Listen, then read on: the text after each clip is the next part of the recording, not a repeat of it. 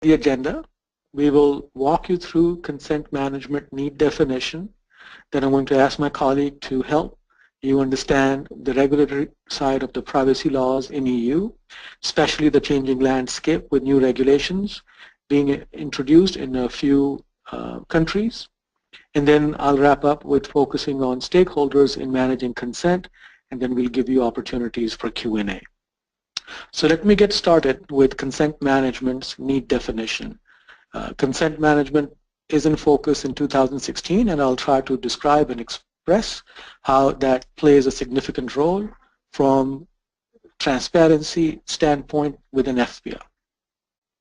So need definition. The European Pharmaceutical Industry Association, FPA, has preempted the expected government sunshine regulations in Europe by providing a directive to disclosing transfers of value between healthcare professionals and HCOs for its members in 33 plus countries.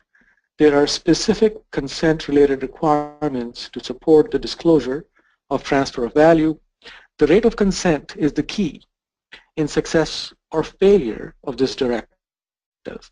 We'll make that case. And we feel that failing which, the government sunshine regulations in Europe may be imposed. So let's take a look at a few numbers that have been made available to us out of the reports that were published in June of 2016 of this year. And this represented the consent ratios reported out of the 2015 data.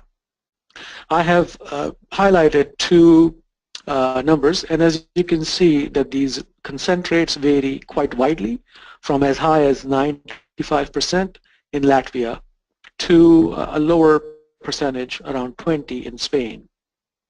I have highlighted a couple of countries, Italy and Germany at 65 and 35%. And I also want to call out that these rates were also shared and reported by FBA, so that's the source of this information. Now, focusing on that 35%, I'll dive into some details and give you a closer inspection of this consent. But before I do that, I do want to call out and share what was the media's reaction with the level of consent and transparency that this produced. So Financial Times in UK reported that around £300 or around 70% of physicians consented to have their data included. In Germany, 20,000 physicians consented out of 71,000 reportable physicians, and the data was disclosed by 54 companies that represented 75% of the market. Though that percentage, 75%, is important to note, it will come into play in the calculation I share with you shortly. And in Germany, Der Spiegel actually came out and reported these numbers. So it did acknowledge that around 71,000 doctors were listed in the transparency report. This is an image from the online publication itself. It also claimed that the total value or transfer of value that exchanged hands between the manufacturers and the physicians and HCOs was 575 million euros in Germany, and that lastly that 20,000 physicians consented. We have assembled a capability that helps us actually look at specific and precise numbers. In this case, I'm sharing with you our solutions numbers, and they tie in pretty closely to what Der Spiegel said. We know that the total spend in Germany was 576,626,100 and change. We know that 20,368 physicians consented. So taking this more precise source of information, what we dive into is look at the consent rates with a slightly different optic. And I'll explain that different optic to you in the next few minutes. So what the optic we want to take is, instead of using a very simplistic view of consent, which is based on a number of physicians who consented versus number of physicians who didn't, and then coming up with a ratio of around 35%. A more meaningful, I feel, ratio would be to look at the total euro amount that was reported as consented versus that which was not. And the formula would be very simple. We take the total amount of spend for consented physicians and then divide that by the total amount of general spend for both consented and non-consented physicians. That would give you the same ratio, but based on the euro value as against a simplistic number of headcounts. And we will exclude research payments for the reasons that research payments are actually excluded from individual level consent.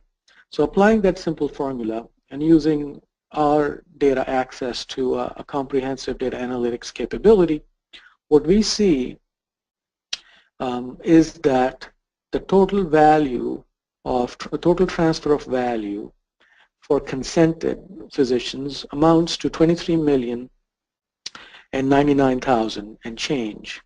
And the total general spend across both consented and non-consented physicians is around 257,848,000 and change.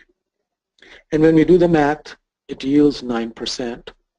And as you notice on the left side, I have intentionally concealed the individual names of manufacturers because that's not my focus. The focus is to do this analysis at the country level and share with you that instead of 35%, if you take the simple headcount formulation, if you apply the euro value formulation, you land at a number that's lower, that's around 9%. And then I had asked you to take a note of what Der Spiegel had said, that around 75% of pharmaceutical industry manufacturers in Germany had reported. So I subtract out 25% from the reported 9%, and I land at a fairly low percentage of around 6.7. So what this means in the context of consent is that there are wide rates of consent as you apply this euro value criteria for consent management. And again, this is using our analytics capability that we have that gives us full visibility into the reported amounts. And we see that even based on the euro as the basis, the consent rates vary from 0% for a handful of manufacturers to nearly 100%, and all along there, many of them falling below 20%, and certainly below the 35% average. So that said, I want to wrap up my initial message around consent and what the industry experienced so far. And I just took Germany as a case in point because the Der Spiegel article was quite insightful, and I wanted to key off it and also share that we have verified data at a much more detailed level that supported, for the most part, what the article said. What this means, we feel, is that the rate of consent is the key in success or failure of this directive. After all, it's transparency. And in order for that transparency to be meaningful, it needs to be fairly representative of the industry. At 9% or even lower, or at 7%, it'd be difficult to make the case that it is making the cut. The second thing is that in 2016, FBA and members are shifting focus on improving consent rates. We have observed that in a number of dialogues we have had with manufacturers, in a number of conferences we have participated and presented, and that is the theme for obvious reasons that I shared and that others have acknowledged. If you notice at this chart, the country Spain had a challenge with level of consent, and I can't claim that it's causal, but I can say that it's coincidental. Even if it is, the timing is something to look at. Very soon after this, Spain introduced new regulation to improve consent. My colleague Maite has expertise around that regulation, and she will address that in her part of the presentation. And then lastly, the flip side, which is to make sure that the rights of physicians are also protected and regulations don't potentially usurp those rights, there is now a new regulation at play which will come into play shortly around data privacy and protection. And again, my colleague Maite, who is much more experienced and skilled in that space, will address those. So that's my quick summary on consent and how the focus for this year is on improving consent. With that, I'm going to transition off to my colleague Maite, who will talk about some of these regulations that I mentioned. Maite, over to you. Well, first of all, hello to everyone. I'm going to talk about the regulatory side of privacy law in EU, as Ned told before. We will start talking about current situation and we move on what is going to happen with this. At this moment, what we have in EU is that FPA has preempted government sunset regulation by providing some requirements about consent. The reason is that in EU we have a very specific data protection regulations that we have to comply with. At this moment, FPA is applicable in 33 countries. Many of them are European countries. And if we don't comply with the consent requirements in this moment, we are going to have problems to implement the FPA all around Europe. The thing is that we have at this moment one directive applicable for all European Union. This directive is not directly applicable in each country because each country of the European Union must issue its own regulations explaining and introducing into the national system this directive.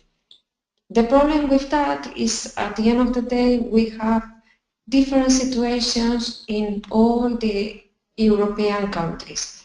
That means that we can find differences between Germany, France, Italy, Spain, any of the countries. The situation at this moment across Europe could be some, we have at least no consent requirements in 5 countries. These 5 countries are France, Netherlands, Portugal, Denmark and Romania, and probably we can add to these 5 countries 2 more, Slovakia and Spain.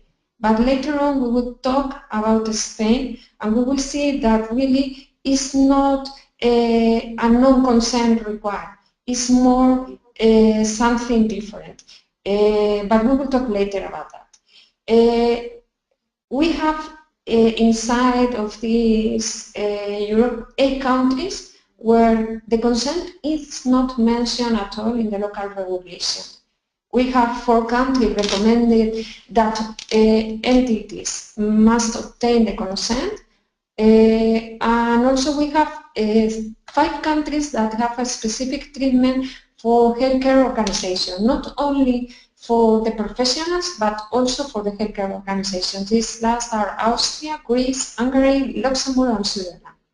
And finally we have other countries. In this case we could say 12 because the 2 of them, Slovakia and Spain, could be the first scenario where they have local law code that should be applied. With this situation, what will happen in Europe is that after 4 long years of discussions, we would like to have a single market for data protection because at the end of the day with the national regulation we didn't have it. Lately on April 2016 it has been approved a new regulation for the European Parliament and the Council. This regulation at this moment is not in place because it will apply from May 2018 and will have at least a couple of years to adapt everything that we have from the previous regulation, the directive. We have 2 years to adapt procedures and files. But during this time, some of the things that in this new regulation is introducing is going to be applied immediately. At this moment, what we have with this regulation is that we are going, as I said before, we are going to have a digital single market for everything, but nevertheless, even if we are going to have a digital single market, as Andrews and SIP by President of the European Commission has said, we are going to have into our minds the public interest, because the public interest is still going to be decided by each state member as it happens today. We talk about this a bit more because public interest is going to be the key about the consent all around Europe. Today, if we are talking about the consent, there are at least 5 principles with the directive that we have to follow. It has to be freely given, it must be specific, unambiguous, and it must be the result of an informed decision.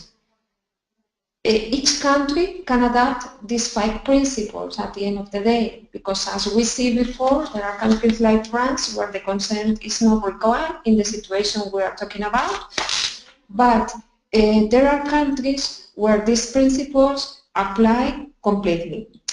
What is going to happen with the new regulation? With the new regulation, these principles are going to be again, but we are going to have to improve our mechanisms to process the personal data and to process the withdrawal of this consent that the physicians are giving to us.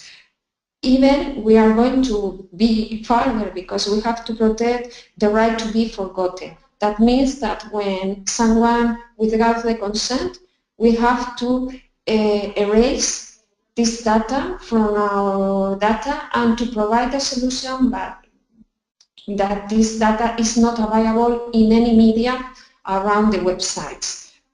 A consent, again, must be explicit, and here there are new requirements that we have to take care about, because the explicit means that it must be informed and separate from other obligations. That means if we have, for example, a contract where the data privacy information is included, we have to be pretty sure that this contract or the contract is not linked to the consent.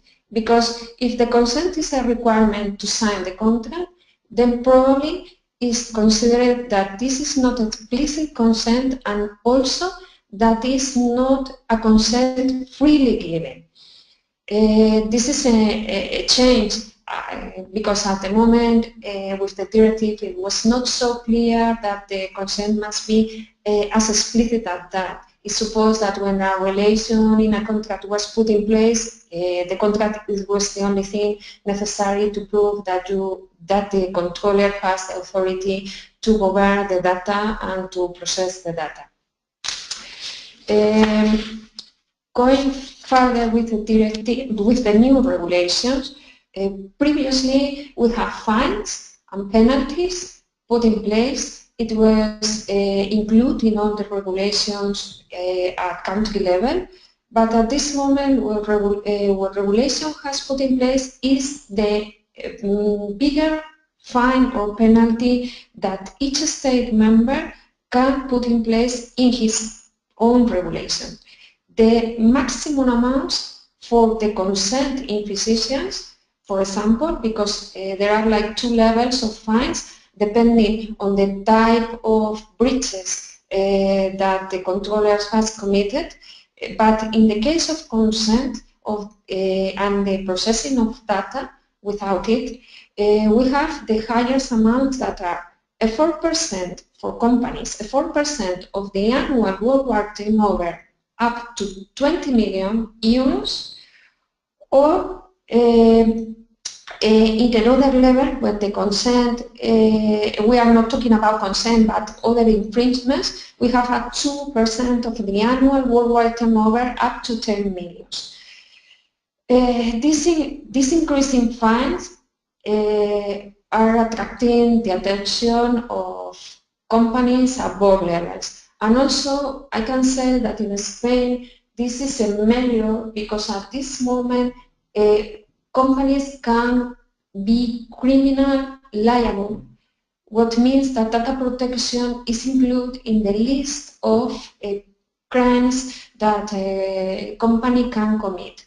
So not only the penalties, but the criminal liability that data protection is imposing companies is being a measure for at board level executives. Going further, what happened in Spain with FPA? FPA is not really directly implementing into the national regulation. FPA has arrived into Spain through the organization, major organization of innovative companies that is Pharma Industry. Pharma Industry implemented a code of practice including all the information about FPA. All the companies that are members of Pharma Industry has to comply with it. As it's not a national regulation, here we have a problem with the information consent of physicians because it's included in the first version of this code of practice that before implementing putting in place the disclosure of all the transfers of value, the consent of the physician should be get. The thing is that Pharma Industria has presented how can I say this, like a question to the national authority in charge of the data protection, the Spanish Data Protection Agency, recently. And the Data Protection Agency said that at this moment they think that the consent is not necessary. But this is the kind of answer or the position that is what we lawyers love, because it's a yes and no position, and it's what clients are more afraid of, because at the end of the day it's a case-by-case situation. The thing is that the arguments that the Spanish Data Protection Agency has used is that the processing is necessary for the purpose of a legitimate interest pursued by the controller. What is included or is supposed to be included into some national regulation, but at the end of the day it's not really described like that. It's only an interpretation or an opinion of the Data Protection Agency. And at the end of this opinion they said that at the end of the day, if one physician can override this public interest or legitimate interest with arguments that are ahead exposing and protecting their fundamental rights and freedom, then the company should get the consent before putting the data on the website. The question is if the new regulation is going to change this position or not. I think, and it's my opinion, being in a case-by-case situation, that probably is going to rest this how can I say, we can expect that country by country we are going to have exactly the same we have at this moment. Because at the end of the day, the regulation in article, I think, 7 or 9, keep exactly the same, no, it's the same, it's the 6. The Article 6 keeps exactly the same treatment for the public interest and the legitimate interest that we have in the previous directive. That means that country by country, the agency can decide what to do about the consent of the physicians. The only thing is that, having said so, we have to comply at this moment with some specific elements. And these elements are not going to change because, as I explained before, being a case-by-case situation, we cannot be sure that in future a physician goes to court and incurs the reason against the position of the data protection agency. So we have to be sure that at the end of the day we are going to still comply with collecting the consent from the physician. If we go to the best practices at this moment in Spain, and they are not going to change with the regulations, we have to comply with the following. Manufacturer should receive always the consent before disclosing payment details. We cannot get the consent after, because in this case we are not complying with the previous unexpressed consent of the physician to put in our websites the payment details. Pharmaindustria has indicated that we have to maintain the documentation during a certain number of years, at this stage are 3, and we have to keep the consent as long as the data are in our websites. Also, we have to give the opportunity to easily revoke the consent. And when someone revokes the consent, and easily means in a way that is not difficult for the physician to get in contact with the controller, we have to react quickly, because as soon as we have revoked the consent, we need to remove the data from the websites. A pharmaceutical manufacturer, in this case, should have to change the data immediately, because they have to aggregate those physicians that has revoked their consents into aggregate payments and not to disclose the physician's data. Going further, if a physician revokes his consent, we have to keep the data inside our databases. That means that we have to keep trace all the time of the situation of the consents given and revoked from the physicians, because we have to be in the position of proving to the data agency which one it was the position of the physician in the moment the data were in the websites. Even we have received lately in Spain this procedure from the data protection agency. Pharmaindustria is still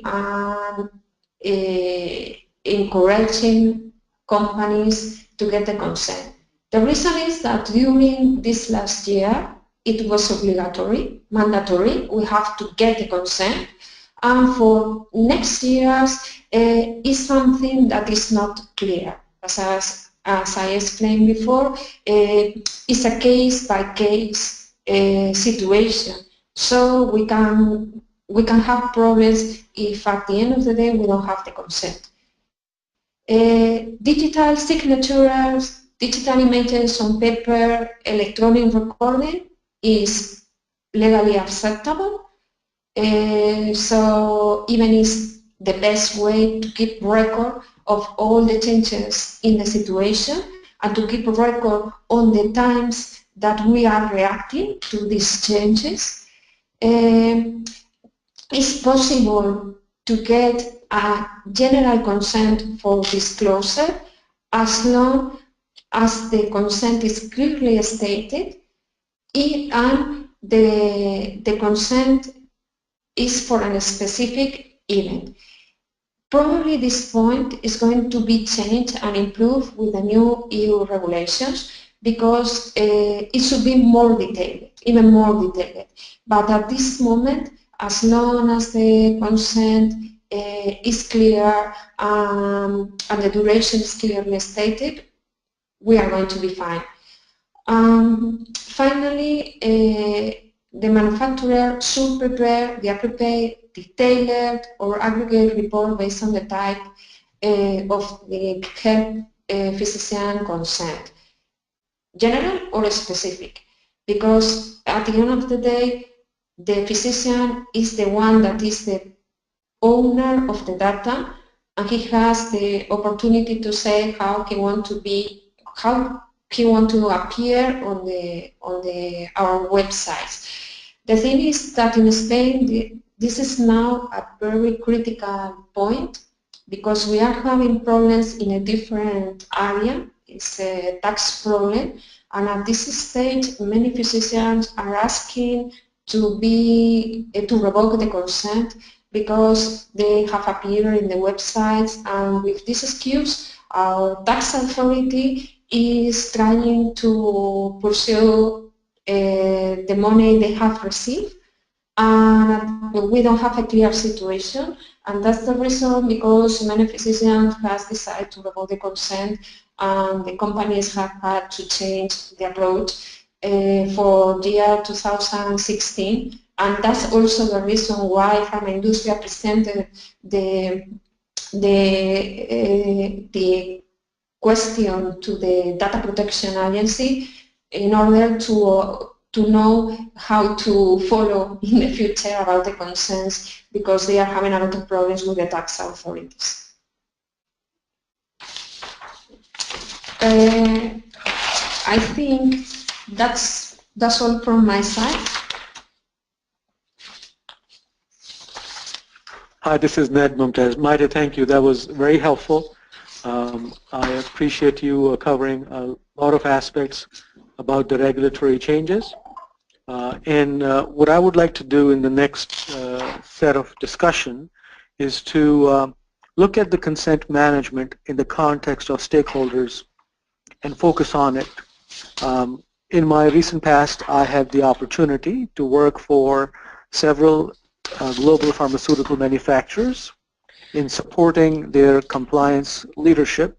And I want to quote, without naming the person, who is an executive within the compliance department, who said that in the end of the day, we must remember that HCP is a very vital stakeholder for us as manufacturers, and we need to keep their point of view in mind and make the interactions easy for them so that that level of relationship is maintained.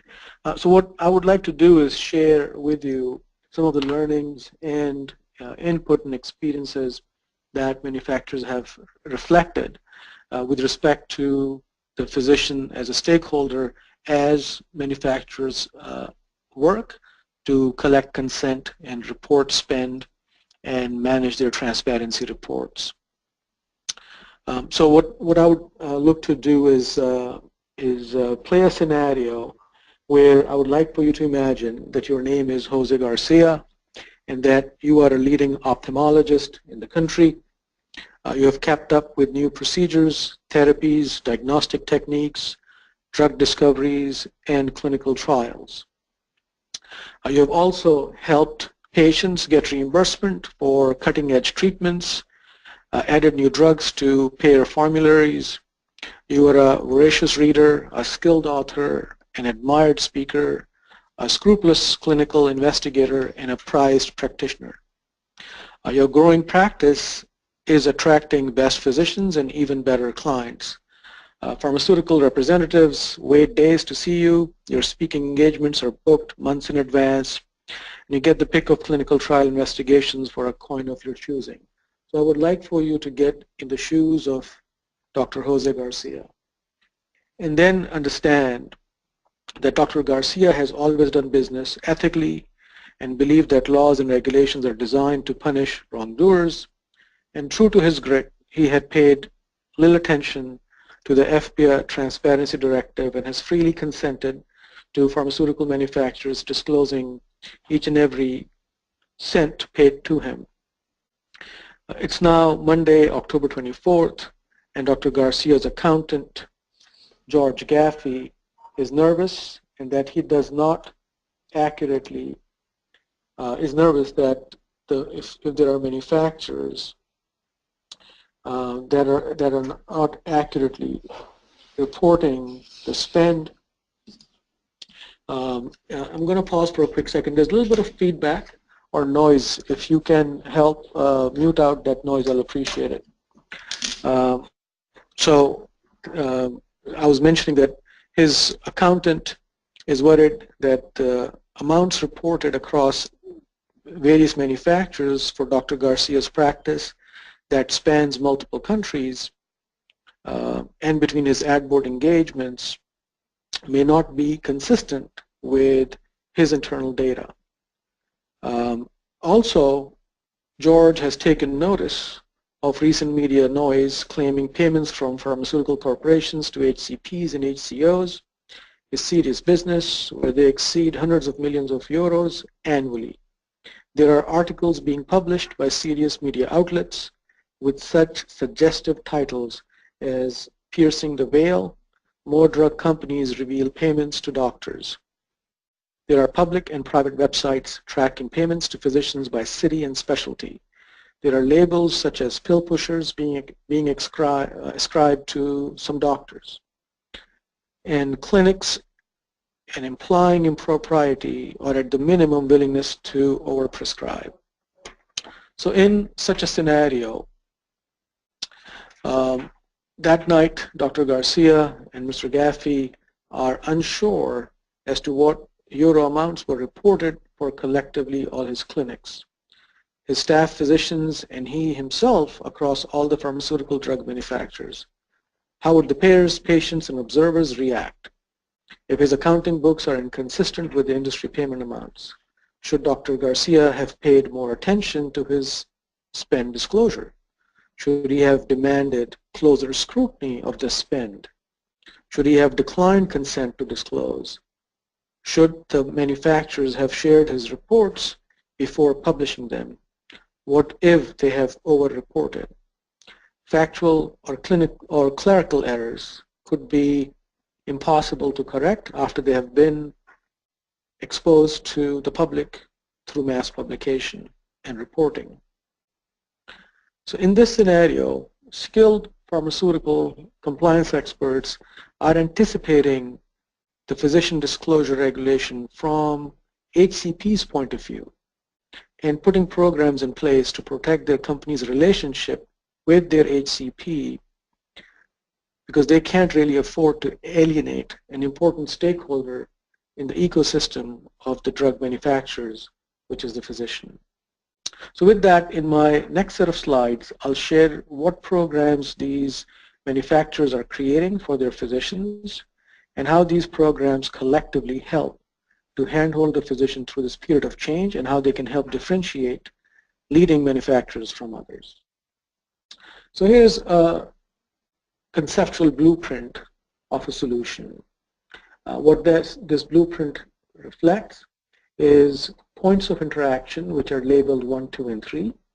In these points of interactions, these are the common points of interaction around consent and spend reporting that a physician might have with a manufacturer. The first one is where an account executive, a sales rep, is interacting and meeting the physician to detail their drugs.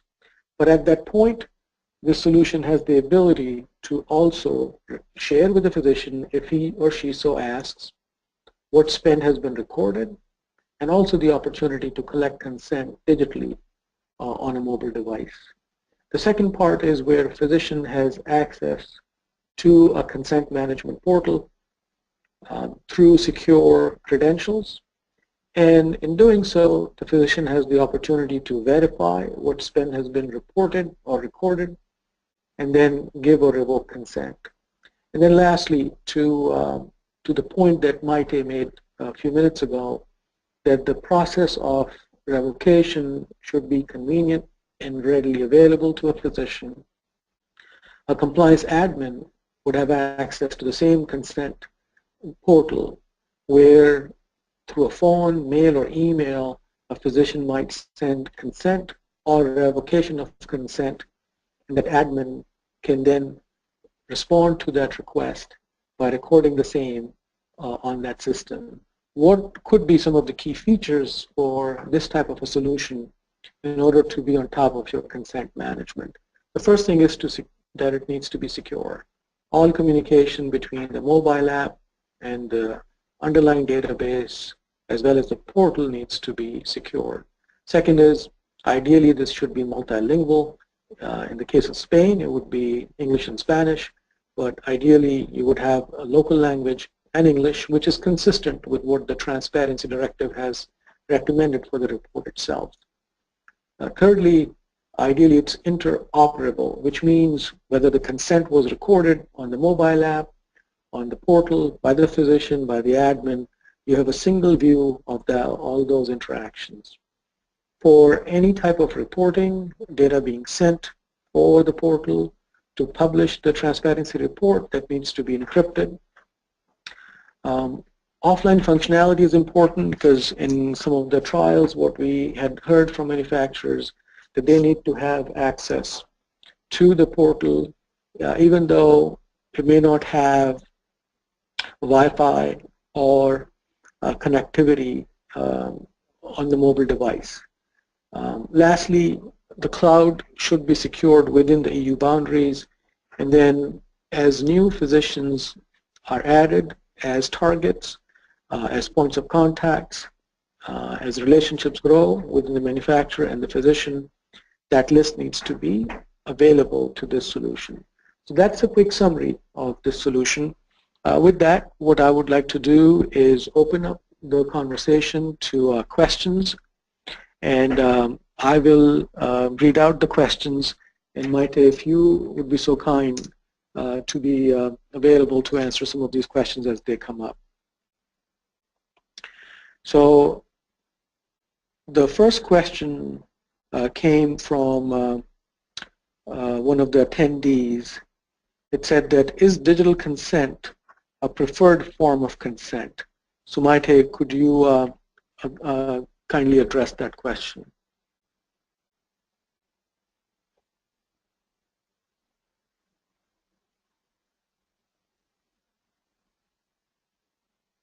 Maite, it looks like your microphone is off.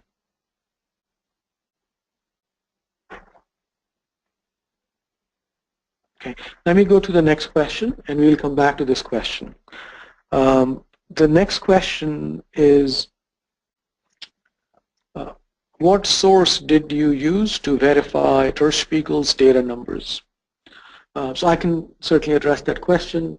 The source we utilized to answer Der Spiegel's, to verify Der Spiegel's data numbers is a capability that Core Data has assembled that has full spend data available across several manufacturers, including Germany, and that was a source we used, which of course calculates the spend down to pennies.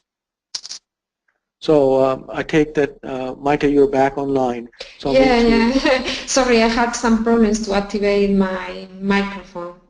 No issues. So the question was, is digital consent a preferred form of consent? Okay, it's not a preferable form over, for example, paper over other forms of consent, digital. But the thing is that if you have to prove the movements that this consent has been having, for example, the revokes, the changes, the moment when the consent was given, it was prior or not to the disclosure or using of the data or presenting of the data, is sure that the best way to keep that is the electronic way, because you cannot prove all those things on paper. It's more difficult. I see. Okay, thank you. The next question is also for you, so let me direct it your way. how do we need to prepare for the new data privacy regulation, which is effective from 2018? Will the country's specific bodies define those complexities in 2017, or do we need to wait to take action? Okay, the thing is that you can wait in a way because you have a couple of years to adapt everything. But if you are implementing now a solution for FPR, I recommend to be sure that you are complying with the new regulations, because after that you are going to a lot of work to be changed. For example, if you are thinking of contracts at this stage and getting the consents through contracts, I recommend to follow the new regulations, because if not, after that you are going to revert every contract, to look at every contract again and to start from the beginning. So having in mind the specifics of the regulation and how they impact, it should be advisable. Okay, thank you. The next question is, can you share more information about the solution blueprint and how it compares to the new regulation? So I can speak to that. So with respect to the new regulation and how the solution blueprint addresses it, there are much more details that tie into the various SOPs that Maite had shared and more. And it's something we would be happy to follow up. So if you share with us your contact information, we can reach out to you and provide you the verification or validation of those SOPs and how this blueprint addresses those SOPs. Looks like those are the questions I received so far. Let me just double check if there are any new ones that have come up. Give me 1 second, please.